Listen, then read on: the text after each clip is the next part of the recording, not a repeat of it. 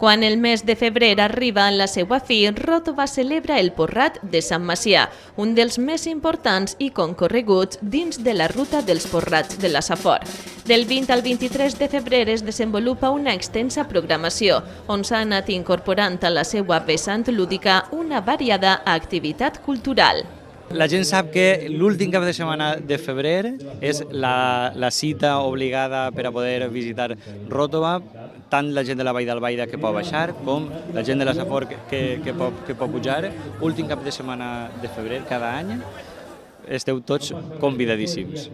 Enguany el Porrat s'ha emmarcat en una aposta decidida per a repensar-se com a punt de trobada entre les comarques de la Safor i la Vall d'Albaida. Durant els 4 dies aquest fet s'ha vist reforçat amb la presència d'agrupacions de les dues comarques. Per exemple, el dissabte a les 11:30, dues muixerangues farien una trobada i exhibició a la plaça. Balladors i balladores de la Safor i la Vall Blanca també acudiren al sarau de la rondalla Agredols. Nosaltres som una muixeranga que portem des del 2002, som la muixeranga de la Safor i tenim membres de tots els jocs de la nostra comarca. I el que fem és fer figures estètiques d'alçada, vull dir, unes torres humanes, on el que remata és un xiquet, sempre. I són diversos tipus de figures. És qüestió de tècnica i és qüestió un poc de tindre confiança en el grup i saber que baix n'hi ha un muntó de gent que està aguantant tota aquesta figura i que en cas de caiguda no hi ha cap problema. De fet, en quasi 20 anys que portem no hem tingut cap problema. Tenim previst fer 6 figures. Fem algunes conjuntes amb l'altra colla que actue avui, que és la de la Muixeranga d'Albaida, que porta sols un any d'existència i que fem un poquet d'acompanyament d'ells i els ajudem un poquet perquè acaben de començar i nosaltres també hem passat per ahí i és complicat. Nosaltres actualment som quasi un centenar de persones, encara que avui així hem vingut uns 60, de normal a la colla sempre hi ha un centenar de persones, més o menys. Portem pantalons blancs, que són pantalons còmodes per a poder pujar, una camisa forta perquè clar, els que pugen s'agafen de les camises i també és molt important, quasi el més fonamental, és la faixa per a no fer-nos mal a l'esquena i per a permetre que els xiquets puguen apoyar els peus a la nostra esquena. Un dels espais nous d'enguany és el que ha acollit el pati del Palau Comtal, amb una programació de contes i novel·les i la presència d'editorials. Estem, com veieu, en el pati del Palau Comtal. És un espai on s'han trobat editorials, distribuïdores, llibreries, com la d'Almiserà, i que té un espai per a fer activitats. Com podeu veure a les meves esquenes, ara mateix tenim una lectura poètica, tindrem contacontes, històries, llegendes, i és solament un dels espais repensats d'este nou Porrat de Sant Macià. En aquest nou espai assistim a la presentació i contacontes del llibre El gat de la bruixa, d'Edicions del Bullent. El gat de la bruixa, la primera vegada que jo el vaig conèixer, no era el gat de la bruixa, era aquesta cosa d'ací que jo no sé ni pronunciar. El vaig trobar en una fira de llibres professional de Lituània i vaig veure aquest gat. Jo tinc una gata que es diu Mel, i sé que les gates parlen a la seva manera, els gats ens conten les coses conforme les saben dir. I este gat, jo pensava, este gat vol dir-me alguna cosa, què serà el que vol dir? I el vaig fullejar i trobava que tenia unes imatges tan boniques que deia, el que m'ha de dir segurament és important, m'agradarà saber-ho. Fins i tot vaig veure una cosa que em resultava molt familiar i que a les persones que coneixen les rondalles d'Enric Valor també els pot semblar molt familiar. I és que així, en un detallet de dibuix, hi ha la rabosa i el corb. La rabosa i el corb no només l'ha explicat Enric Valor, perquè Enric Valor explicava històries que venien de molt lluny i que es contaven de iaios a nets. L'han explicat fins i tot bé de les faules d'Isop.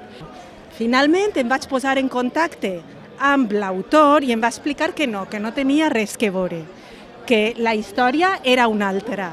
Però el que volia el gat, en definitiva, era parlar valencià, que és el que la gent de Trellat vol, com més idiomes millor.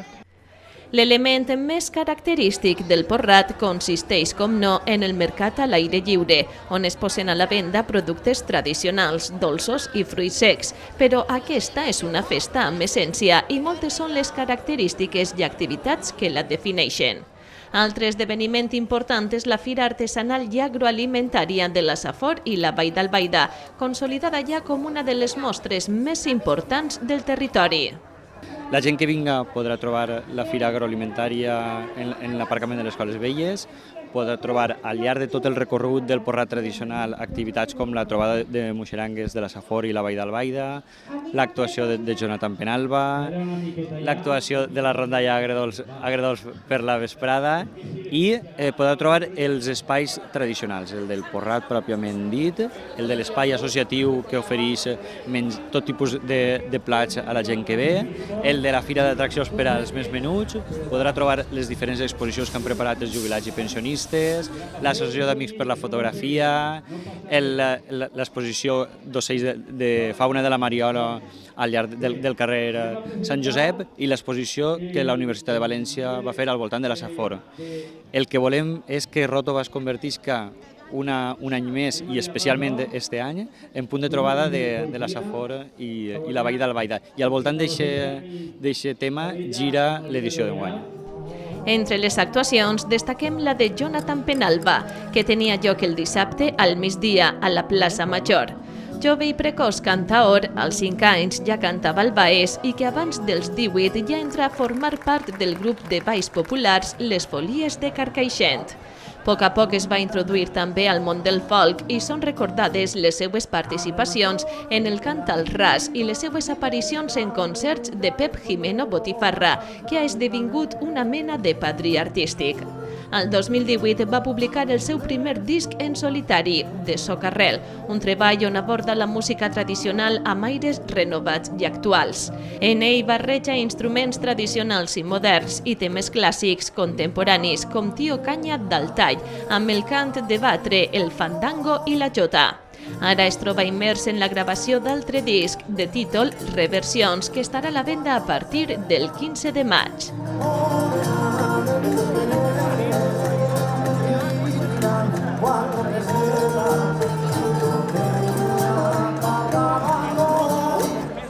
El Porrat de Ròtova està vinculat al seu origen amb el mercat de cavalleries i ramat que tenia lloc als voltants del convent de Sant Jeroni al segle XVII. Després de l'exclaustrament dels frares que l'habitaven el 1835, va passar a celebrar-se pels carrers de la població, motiu pel qual també es programen visites guiades al convent. Una de les entitats que col·labora en la programació del Porrat de Sant Macià d'enguany, com ho ha fet en altres ocasions, és el monestir de Sant Jeroni de Cotalba. També hi ha visites teatralitzades tant dissabte com diumenge, que estan dissenyades explícitament des del monestir i hem col·laborat Ajuntament i monestir en incloure-ho en la programació. Així, els productes locals, la tradició, la història, els jocs i la cultura han estat un any més presents al Porrat de Sant Macià de Ròtova, tot un referent en la ruta dels porrats de la Safor.